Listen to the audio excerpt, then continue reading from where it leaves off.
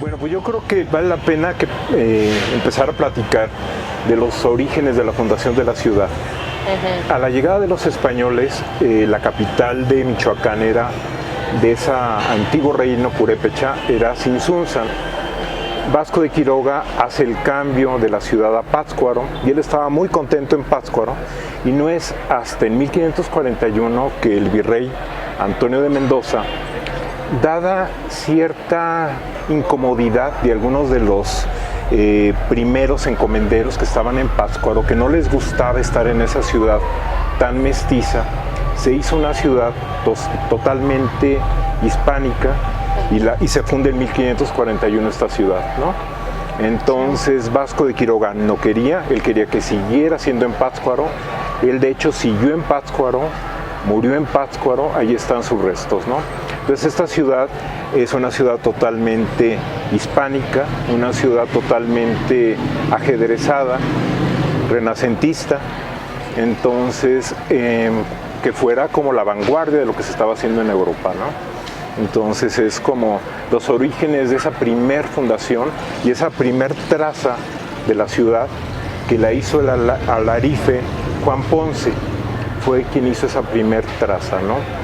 Renacentista, una ciudad que no tenía que ver nada con plato roto medieval, sino ya una ciudad, pero dándole rompiendo un poco la monotonía, para que en muchas de las iglesias tuviesen frente a las mismas una calle. Entonces, por ejemplo, la catedral de aquí de Morelia tiene una calle enfrente. Entonces Las Rosas, San Francisco, y eso rompía la monotonía. Entonces no es una plaza al frente, cosa que rompe un poco la tradición de las ciudades, y entonces estamos yéndonos pues a ese siglo XVI, orígenes de la ciudad, ¿no? Claro, sí, a mí me parece súper interesante ahorita que lo mencionas, esta traza casi ortogonal, digo casi ortogonal porque no tiene una perfecta simetría, sí, la traza.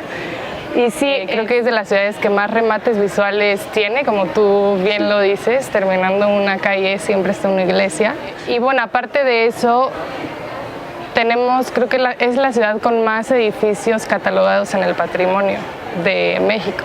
Tenemos muchísimos tesoros arquitectónicos que albergan otros tesoros que tenemos aquí en Morelia, por ejemplo, simplemente la catedral, que tiene 2 cabreras, que tiene una pila bautismal del siglo XVIII de plata, el clavijero, que simplemente no solo alberga exposiciones internacionales, somos privilegiados de tener esas exposiciones, pero aparte tiene como una historia de doctrinaje, de enseñanza, que siempre fue como un recinto educacional, ¿no? Es interesante como se plantea, ¿no? Como se está viendo la ciudad. Yo creo que la ciudad de Morelia, como la hemos ido entendiendo, como yo la dijera un poco, es como esta ciudad que tiene, como muchas ciudades coloniales, un gran centro histórico, y lejos del centro histórico, pues es una ciudad genérica, ¿no? O sea, digamos, ahorita voy a poner el término genérico para empezar a hablar de por qué incursiono o comprendo la ciudad a través de los relatos, de las crónicas y de las formas de vida de las personas, ¿no? Lejos de un centro histórico o de cualquier como romanticismo, ¿no?, que pudiera existir. Me recuerdo un poco, y ustedes lo recordarán, y a lo mejor aquí estos relatos de Italo Calvino, ¿no? De las ciudades invisibles, de cómo se van conformando por los deseos, por las necesidades, por las fantasías, y esta ciudad pues no dista, ¿no? O sea, de una ciudad genérica como Morelia, que es construida con esos patrones, ¿no? De deseos, fantasías, dominaciones, desplazamientos de personas, etcétera, ¿no?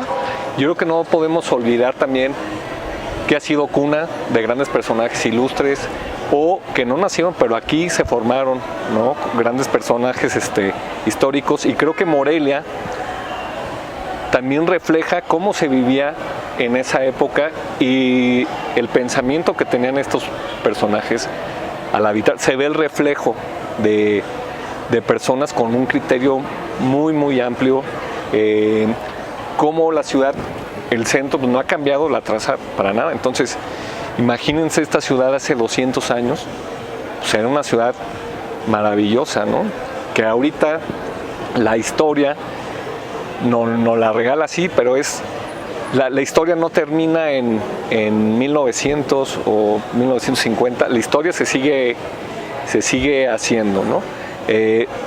Como bien decías, la ciudad tuvo un trazo, todavía al 50, 60 tuvo otro trazo que se respetó a medias, y de ahí para acá la ciudad tuvo un crecimiento, nada más por llamarlo crecimiento, no planeado, no trazado, ni nada. Aquí podías tener una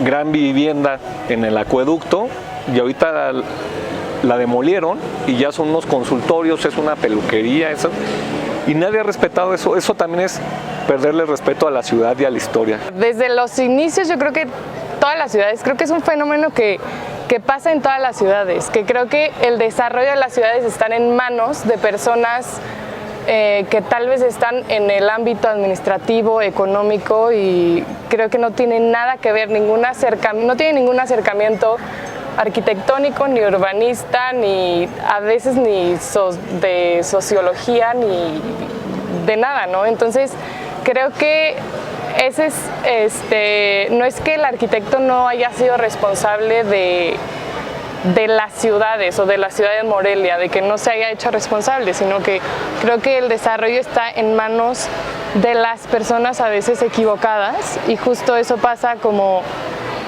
cuando una ciudad se segmenta, ¿no? Se empieza a segmentar, que son los fenómenos que vemos ahorita, que tenemos desarrollos con una misma tipología sin identidad, y que nos perdemos justo de lo que yo hablaba, de los valores que nos muestran los espacios arquitectónicos de un centro histórico, ¿no? Se me hace bien interesante porque, regresando a lo mejor a otro apartado de otra literatura de Morelia, mencionan la ciudad de Morelia como un animal invertebrado. O sea, ¿cómo es la ciudad de Morelia? Es un animal invertebrado.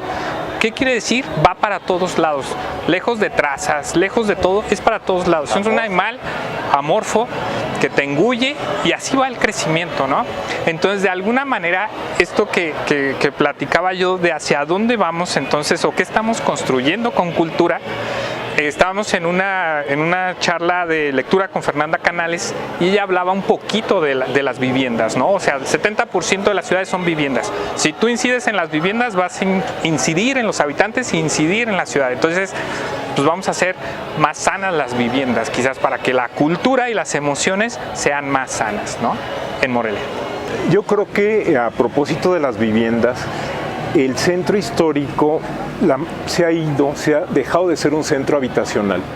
Entonces realmente donde eran casas, eran palacios, se convirtieron en bancos, se convirtieron en negocios.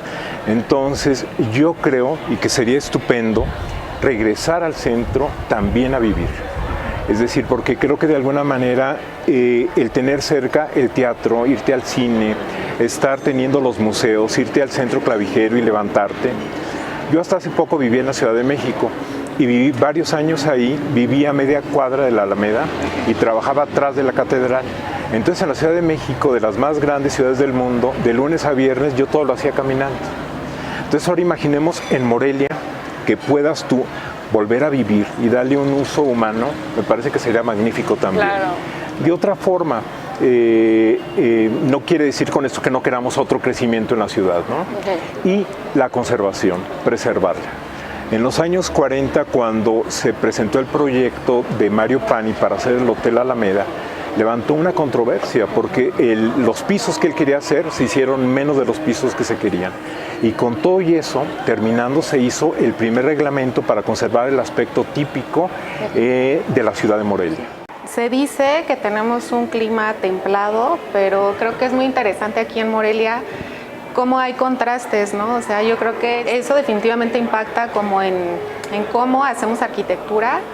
Creo que sabemos que en la zona sur es de alguna manera la más afortunada, ¿no? Como en temas de clima, porque es donde está mayor concentrada la vegetación, donde hay más parques urbanos, áreas naturales protegidas, y creo que eso se relaciona directamente con el tema socioeconómico, ¿no? O sea, yo creo que aparentemente son temas que están aislados, pero que tienen una relación muy directa, ¿no? Yo creo que no cuesta lo mismo vivir cerca del área protegida o de donde está el parque urbano, donde están como estas condiciones mucho más favorables a la zona norte de la ciudad, ¿no? El clima, pues se ha cambiado en Morelia de hace 20 años. Ahora es totalmente diferente. Pues también tiene que ver por toda nuestra zona de periferia de ciudad, las zonas cercanas boscosas, que el aguacate, desafortunadamente la tala de pinos y de muchas cosas nos ha venido a afectar a la ciudad, de Michoacán. Y la verdad yo sí creo que Morelia tiene una ventaja en cuanto al clima, en cuanto a otras ciudades, porque la verdad no es extremo, no es extremoso. Tenemos la verdad un muy buen clima durante todo el año, y a pesar de que tenemos lluvias, pues tampoco son lluvias que no te dejan hacer muchas cosas, incluso para el proceso, para una obra o así, tampoco es como que te impida mucho la construcción. Y por el otro lado también, cuando hace calor, pues también tenemos la ventaja que tampoco es un calor extremo. Un par de temas también importantes que necesitamos valorar para la modernización de nuestra ciudad: el tema de la política, el tema de la economía de nuestra ciudad. Hace 30 años Morelia era pues una mejor ciudad que León, Guanajuato, o que mismo Querétaro. Y cómo ha sido posible que en 30 años nos hayan dejado en el atraso en el que estamos, ¿no? En algún tiempo le llegué a escuchar a Alfonso Martínez, creo cuando era presidente municipal, que cuestionaba un poco en el mismo sentido. Decía, ¿dónde está nuestra heredad? ¿No? O sea, ¿qué estamos dejando nosotros para las generaciones futuras? O sea, porque pues el centro histórico es lo que heredamos, y gracias al centro histórico y al turismo es que hemos logrado afianzar la economía de la ciudad, pero tampoco lo hemos aprovechado al 100%. El tema de turismo, no hemos hecho gran cosa en la arquitectura por el tema de turismo. Y nos hemos olvidado pues de entender que aquí donde está la ciudad, y que aquí en donde estamos cerca del centro, dentro de la periferia, podemos redensificar. Muchos trazos que sí, algún buen político, algún buen gobernante que hicieron una buena generación, que lo dejaron, pero llegaron siguientes administraciones y no. ¿Qué nos pasó en el 80, 82? Que empezaron a hacerse otro edificio arriba de 10 pisos. No se puede, porque no puede estar más alto una construcción que la catedral. O sea, mientras respetes el centro, no importa si tú construyes 20 o pisos en algún otro lugar. Entonces, llegan los 90, temas muy fuertes políticos aquí entre la izquierda y Michoacán a nivel nacional ha sido la cuna y ejemplos de gente muy radical.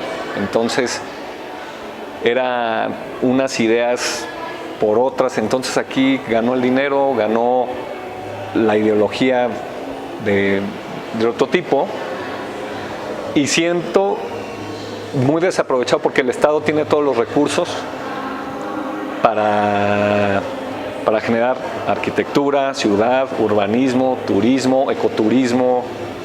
Tenemos todo, y creo que nosotros como arquitectos, que también somos seres sociales, podemos, yo creo que ayudar a ver qué dejamos, ¿no? Se ha hecho, o se ha intentado también ponerlo más en el mapa internacional con los festivales de música, cine, gastronomía, que pues la verdad eso se ha ayudado. Y la verdad, yo que he estado viviendo fuera un tiempo de Morelia, sí lo ubican mucho, o sea, también por eso. Como que ya también ya está de que, ay, es esto.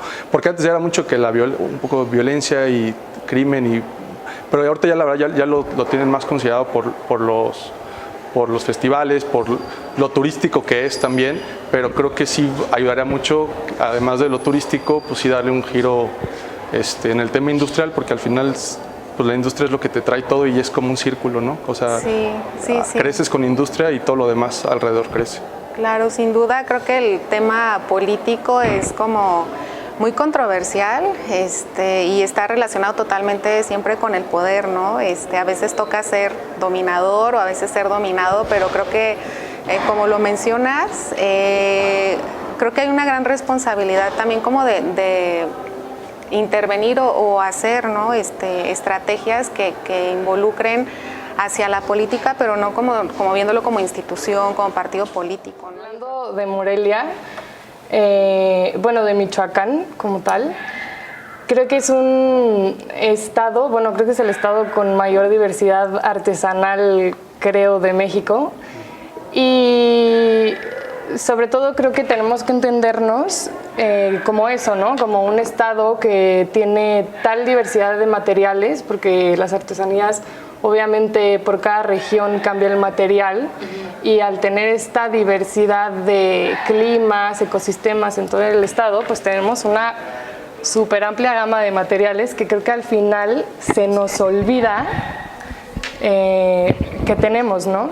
Según yo, que es como el génesis de la arquitectura purépecha, que es la troje como tal, que es este elemento de vivienda purépecha, que es un elemento con recursos del sitio, madera, piedra del sitio.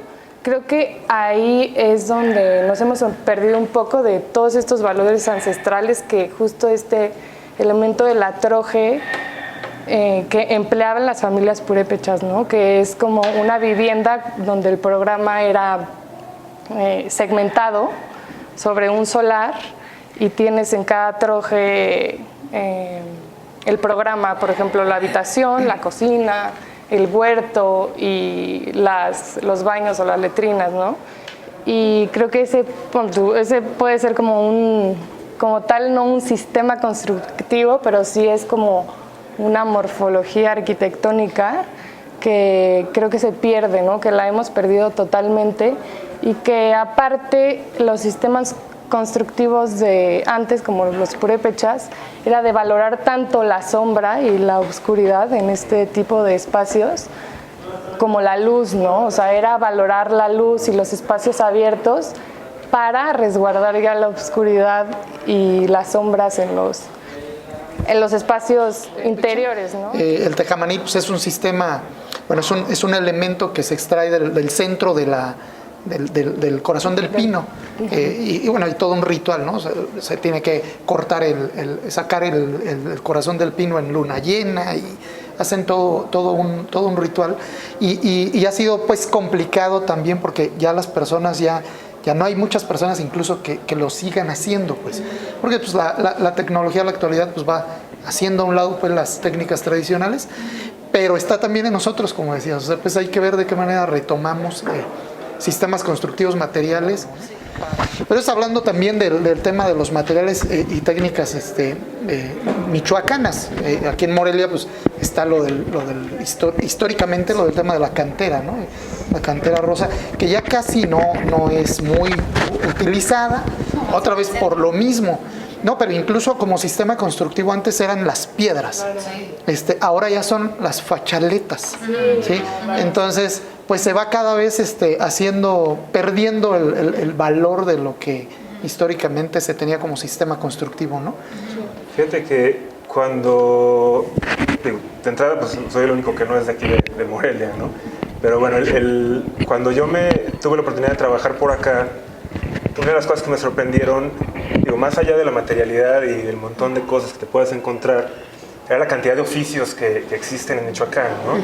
Por ejemplo, en Sinsunzan, un montón de personas trabajando la piedra, De repente íbamos a otro lugar y nos encontrábamos gente trabajando madera, Santa Clara con todo lo del cobre y un montón de cosas que puedes utilizar por allá. Y nos abre un abanico de posibilidades que puedes utilizar en un proyecto y que dependes muchísimo de cómo te puedas relacionar o cómo puedas hablar con estas personas. Y bueno, hablando un poco de la parte del adobe, obviamente la cantera pues es un material que guarda mucha humedad, entonces todo el tiempo se está viendo como que está húmedo. Digo, es bonito cuando ya le metes como que los muebles nuevos y todo, pero como que es difícil mantenerlo, ¿no? Entonces, o sea, me encanta la idea de sí buscar materiales que se utilizaban o sea, que se utilizan en esta región y que estamos aquí cerca, pero también pues como que ver qué opciones tenemos para que no sea tan difícil el mantenimiento de los espacios. O sea, no queremos que en cada ratito estés a punto de que se te caiga el techo porque la polilla ya se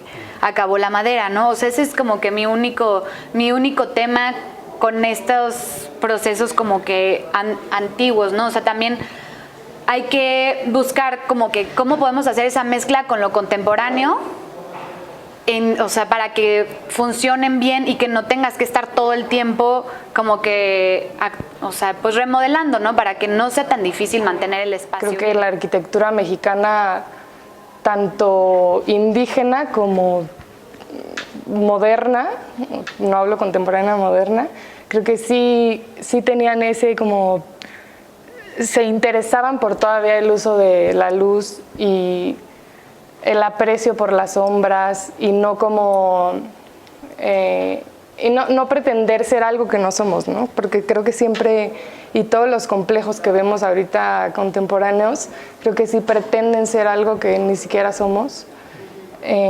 utilizando la última tecnología, que tampoco estoy peleada con la última tecnología, pero creo que sí se pierden estos valores ancestrales de los que habla. Pero tú que vienes de Guadalajara, recordarás que Carmen Pinós, cuando construía la Torre Cube, bueno, cuando diseñaba y construía la Torre Cube, decía, sorprendida en la entrevista, ¿no? Decía, oye, aquí en México están bien cabrones. O sea, me pudieron hacer un encofrado curvo espectacular que en Europa me hubieran dicho, arquitecta, no se puede o le va a salir carísimo, ¿no?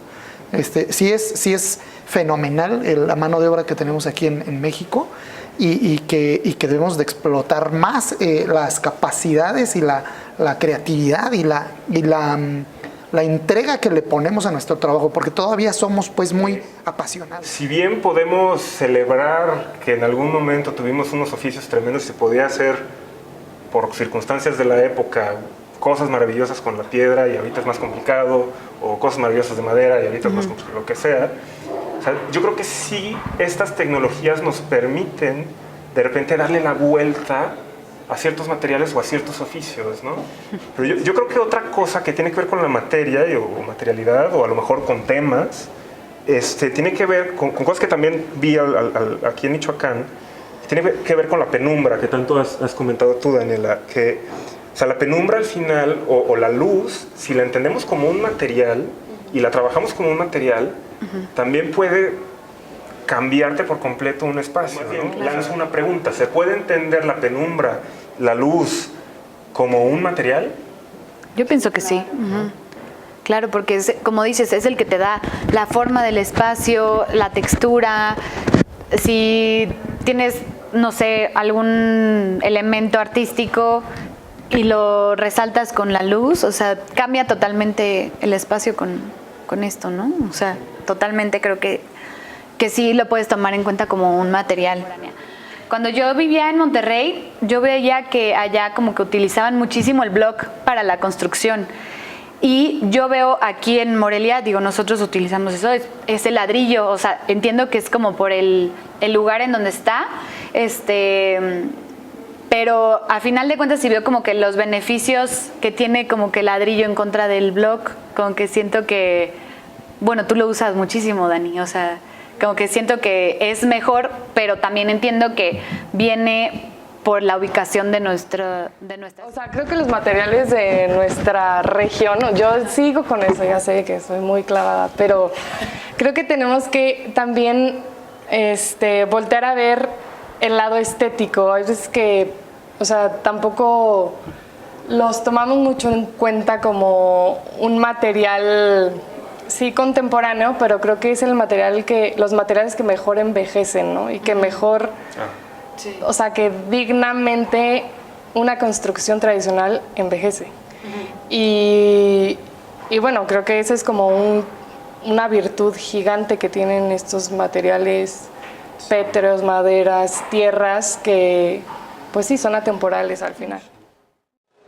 Hablando un poco de cómo se desarrolla la arquitectura contemporánea, ahorita en Morelia, en las zonas como que hay más crecimiento residencial, hablando Tres Marías y Altozano, yo veo que como que últimamente hay muchos arquitectos que tratan de hacer como que muchos espacios como muy futuristas, o sea, no sé, casas con picos por todos lados, con acabados de aluco bond, o sea, todo ese tipo de arquitectura. A mí en lo personal sí me gusta, pero siento que van a ser cosas que luego pasan de moda muy rápido. O sea, veo que ponen todas estas como que fachadas falsas, o sea, como que veo mucho eso que se está utilizando ahorita, ¿no? En estos fraccionamientos.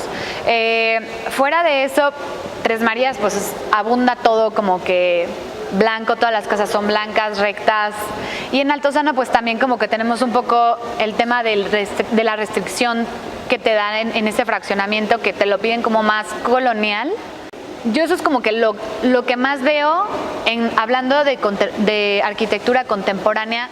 Pero bueno, o sea, como que luego son cosas que están de moda, que la gente las ve, y hablando en un tema comercial, pues son las casas que más rápido se venden, ¿no? O sea, como que ya lo contemporáneo, por ejemplo, también me gustaría, y sí lo empiezo a ver un poco aquí en Morelia, como integrar más la ciudad. Y por ejemplo, hablamos de los fraccionamientos, pero saliendo de los fraccionamientos, qué pasa en la ciudad y qué pasa, yo estoy viendo, por ejemplo, muchos nuevos edificios de departamentos en zonas ya urbanizadas, ya densas, que por ejemplo eso a mí como arquitectura contemporánea me gusta, me interesa, porque se me hace que ya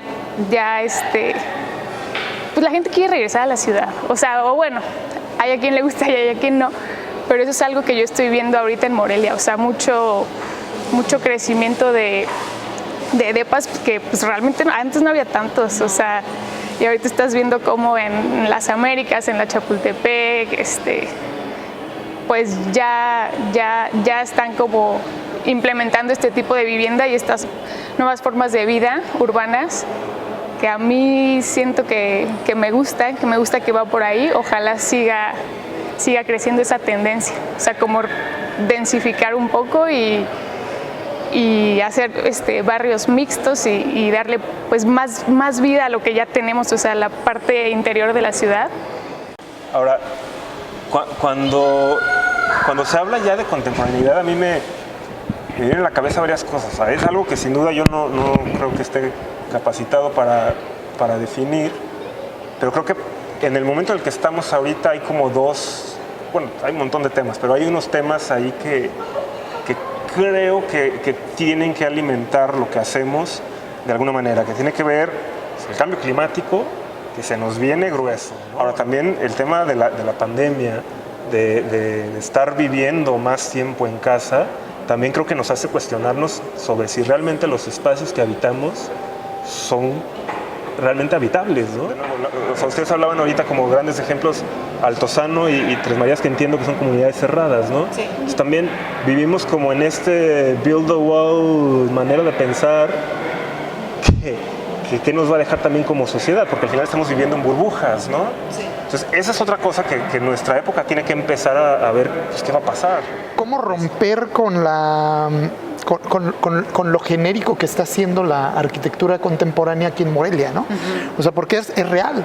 Sí. O sea, no hay una gran diferenciación entre lo que se hace de arquitectura contemporánea en cualquier colonia, ¿no? Ya no digamos Altozano o Tres Marías, pero sí quiero comentar que yo considero que hay algunos ejercicios notables, destacados, trascendentes, dijéramos, de arquitectura contemporánea en Morelia, pero que son muy pocos, y eso me preocupa. O sea, arquitectura contemporánea en Morelia casi no hay. Que estamos dejando nosotros como heredad al futuro, ¿no? Sí. O sea, porque nosotros recibimos el centro histórico y casi que hemos estado viviendo del centro histórico. O sea, ¿qué hemos hecho como morelianos de arquitectura para el mañana? O sea, en realidad no hay mucho. Y aquí pues en Morelia tenemos algunos ejemplos, ¿no? En Ciudad Universitaria está por ahí un edificio que dejó Teodoro González de León. Están algunos ejemplos notables de edificios, otra vez educativos también, en el campus de la UNAM que se encuentra hacia la salida a Pátzcuaro. Hay algunas, los juzgados bueno, aquí en Morelia, el juzgado del arquitecto Guillermo Icazbalceta, de Memo Icazbalceta, que también tiene el edificio de la Facultad de Arquitectura, allí en Ciudad Universitaria, de Memo Icazbalceta. Hablando de equipamientos más urbanos, ¿no? Más de escalas más ciudad. Y hablando de edificaciones más pequeñas, de vivienda unifamiliar o plurifamiliar, pues están el ejemplo del edificio de departamentos de HW Studio también, que es algo contemporáneo de Roger y Didier. Bueno, las obras de Edmundo Rodríguez, el arquitecto Edmundo Rodríguez de la generación de Guillermo Icazbalceta, que fueron algunas piezas que hizo ahí en la Loma de Santa María en Mozart. Son 3 piezas muy buenas que dieron como una pauta pues a la actualidad, ¿no? Porque te estoy hablando de arquitectura de hace 20 años, ¿no? Arquitectura de hace 20, 25 años, que fueron marcando la pauta de lo que se está haciendo ahorita en temas de arquitectura contemporánea. Hablando de ese tema que dices tú, de los pocos ejemplos que tenemos aquí, a mí como que lo que me preocupa y a veces no logro entender al 100 es, o sea, ¿qué hace que tú te diferencies de una tendencia pasada que estés copiando? O sea, ya sea minimalista o escandinavo o cosas así, que ahorita nosotros le podemos llamar contemporáneo, pero que son cosas que pasaron ya hace muchísimo tiempo, ¿no? O sea, por ejemplo, hablando otra vez del tema de las casas de Tres Marías, que son como contemporáneas, pero en realidad todo es estilo moderno, ¿no? O sea, como que yo pienso, pues, ¿y esto qué tiene de contemporáneo a diferencia a lo que había antes hace 50 años, ¿no? O sea, o 70 años? Yo pienso que el tema del autor, el tema de la autoría, o sea, el tema del diseño de autor y lo que nos acerca más al arte, creo que es una cosa que hemos dejado de lado. Creo que hay que regresar a las bases de aquel arquitecto artista, que esto está bien complicado también hoy en día porque hay toda una generación de arquitectos que cuestionan eso, ¿no? Y que dicen, no, matemos al arquitecto artista, ¿no? Y yo creo que no, yo creo que debemos de regresar a las bases de la creatividad. Fíjate que yo no le tengo tanto miedo a esto de importar arquitectura, o sea, para mí y está aquí en Michoacán uno de los ejemplos. A mí siempre me llamó la atención el convento de Tzintzuntzan, del siglo XVI. Que te encuentras con un convento que en su momento era como esta nueva tipología importada de Europa, con la capilla abierta, que ya es como la parte de América. Y lo que me llamaba mucho la atención de este convento es que tiene piezas de las ruinas, ¿no? Es decir, desmontaron el sitio religioso de la cultura originaria, agarran estas piezas y las pegan, ¿no? A manera como de pues, otro material que está ahí, ¿no? Como pareciera decoración, no tengo idea qué pensaron en su momento, pero te encuentras con esta iglesia que podría ser europea con estas cosas. Y claro, es como esta arquitectura totalmente nueva para el pueblo originario se traduce y se les explica que aquí es el nuevo sitio de ritos. Pues que trajeron pues las piedras de su sitio de ritos para que entiendan que aquí es el nuevo sitio de ritos, ¿no?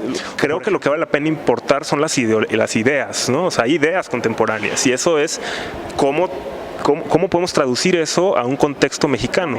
Porque estoy de acuerdo que no, así como que arquitectura contemporánea en Morelia, algo que diga, ve lo que está haciendo Morelia, están cambiando, están marcando tendencia, pues yo no lo veo de momento, ¿no? Ojalá pronto y no sé, igual este tipo de actividades, conocernos, hablar de estos temas, pues pueda llevar a algo, ¿no? Llevar a sí, o sea, ¿qué estamos cambiando? ¿Por qué estamos proponiendo? Bueno, ya se platica y ya probablemente abre nuevas puertas, porque definitivamente yo también siento como muy parecido todo, muy parecido todo. Y también, sobre todo, yo pienso que educar a los clientes, ¿no? Porque a final de cuentas nosotros trabajamos para alguien y luego esas personas como que pues te piden lo que ven en Pinterest, a final de cuentas, de que pues, quiero mi casa blanca con ventanas grandes, o sea, ¿no? O sea, como que tú les puedes tratar de vender una idea, pero a final de cuentas pues tienes que acoplarte un poco a lo que también ellos quieren, porque él es el usuario final. Entonces también como que tratar de educar un poco a que pues vamos a hacer ideas nuevas y dedicarle el tiempo necesario, como tú dices, a no todo rápido y ya quiero mi casa y ver el proyecto y todo. Y hablando del tema de urbanismo, para mí es un tema bien importante porque en el 2018, cuando ganamos la medalla de plata y la de oro en la Bienal de Arquitectura, nos fuimos a competir al WAF, a Holanda, y precisamente con el refugio para mujeres víctimas de violencia. Y estando allá, yo tuve la oportunidad de viajar con mi niño y mi señora, y viví el viaje de una manera diferente, pues con familia, y me di cuenta de cosas que ya uno sabe, ¿no? O sea, uno vive su ciudad, o sea, y palpas tus realidades, ¿no? Pero no es lo mismo cuando, bueno, a mí me pasó mucho con el tema carriola. O sea, cuando yo iba con mi bebé y mi carriola, fue un shock mental en mi cabeza y entendí que debíamos de poner una pausa y de rehacernos, pero ahora enfocados bajo una visión más global o más integral o más urbana.